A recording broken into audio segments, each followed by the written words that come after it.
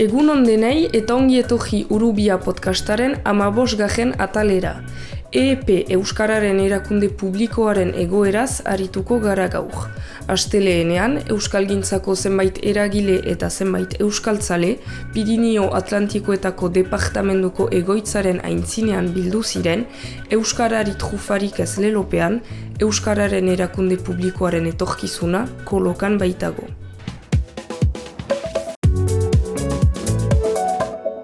Mila bederatziehun eta laurogeita hamargarren hamarkadan, hainbat gogoeta egin ziren etorkizuneko Ipar Euskal Herria irudikatzeko. Gogoeta horietatik, hizkuntz politikarako erakunde baten sortzeko xedea agertu zen, eta hortik eratu zen hain zuzen, Euskararen erakunde publikoa edo EEP 2004an.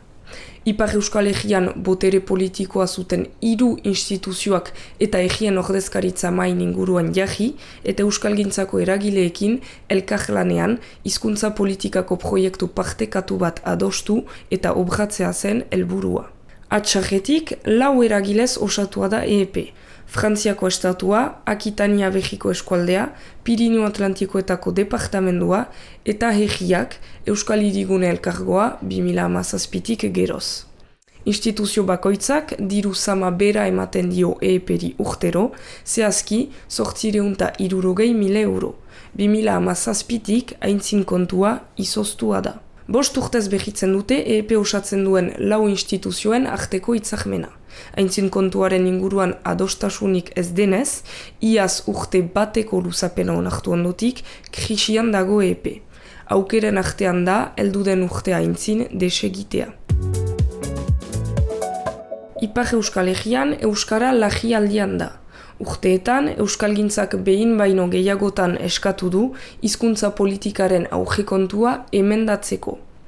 2023an, EEPri galdegin zioten, biztanleen 20% euskal hiztun izateko hizkuntz politika bat plantan ezartzea 2030erako. Aldi berean, Euskararen egoeraren diagnostikotik abiaturik, hizkuntza politikak Ipar Euskal Herrian dituen erronken araberako baliabideen azterketa egin zuen EEPek. Auge ikusi zuen aintzin kontua 2,6 milioi euro emendatzea beharko zuela helburuak gauzatzeko. Eta, beraz, egitura osatzen duten 4 eragilei 650.000 euro gehiago ezartzea galdegin zitzaien. Euskal Hirigune Elkargoko hautetsiek iazko martxoan bozkatu zuten emendatze hori positiboki. Akitania Berriak berriz 100.000 euro emendatzea proposatu zuen. Bestalde, ez departamentuak eta ez Frantziako estatuak ez zuten erakutsi emendatze baterako nahikunderik. Joan den abenduan, beste proposamen bat egin zuten EEPen. Erakunde bakoitzak 300.000 ematea. Hori negoziatzen aritu dira azken hilabeteetan. Azkenean, duela 3 aste iritsi zen EEPren aurrekontu emendatzea Frantziako estatutik, baina ez espero zen bezalakoa. Euskararen erakunde publikoari urtean beste 100.000 euro emanen dizkiotela iragarri zuten ordezkariek. Segidan, Euskal Elkargoak abisua eman zuen. Egungo baldintzetan ez dute izenpetuko EEP osatzen duen hitzarmena. Beraz, erakunde publiko hori desagertzeko arriskuan dago. 6 hilabeteko epea geratzen zaie, EEP osatzen duten gainerako partaideei elkarrizketekin segitzeko, negoziatzeko eta adosteko. Baina Jean-Jacques Lasser departamentuko lehendakariak asteartean behitsi zuen ez dutela aurrekontua ukituko. Eusko Jaurlaritzak ere ematen du dirua EEPen, eragile pribatuei ematen zaizkien laguntzez hornitzeko urtero 400.000 euro. Gehiago emateko prest lirateken galdeginik argi mintzatu dira, ez dute Frantziako estatuaren utsunea beteko. EEPren aitzin kontuaren eztabaidan, Euskal Elkargoak eginiko ultimatumaren ondotik, Euskararen erakunde publikoa iraunaraztea jarri du helburu gisa Maider Beotegi lehendakariak. Baina Euskalgintzako eragileen kezka eta kexa haratago doa eta joan den asteleenean departamentuko Baionako egoitzaren aintzinean elgarretaratze masiboa egin zuten Euskal Konfederazioak deiturik. Parisen mespretsua salatzeko, euskarari trufarik ez lelopean.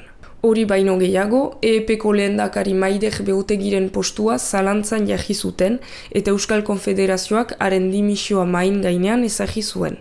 Kesua gertu ziren eragileak eta Peio Jojazuria Euskal Konfederazioko zuzendaritzako kideak hartu zuen hitza. Aintzin kontua, 2017tik izoztua egon ondoren 10% baizik ez da igoko, hots 2017tik izan den inflazioaren azpitik, fitxik ez deusez, trufa hutsa. Urte bukaera fite iritsiko da eta ikusi beharko da zer erabakiko den EEP-ren etorkizunari dagokionez. Erakundea deseginen balitz, Euskal Elkargoak ahlezake hizkuntza politikaren ardura. Baina baute du horretarako gaitasun ekonomikorik. Eta zer gertatuko litzateke beste erakundeek orain arte ematen duten diruarekin.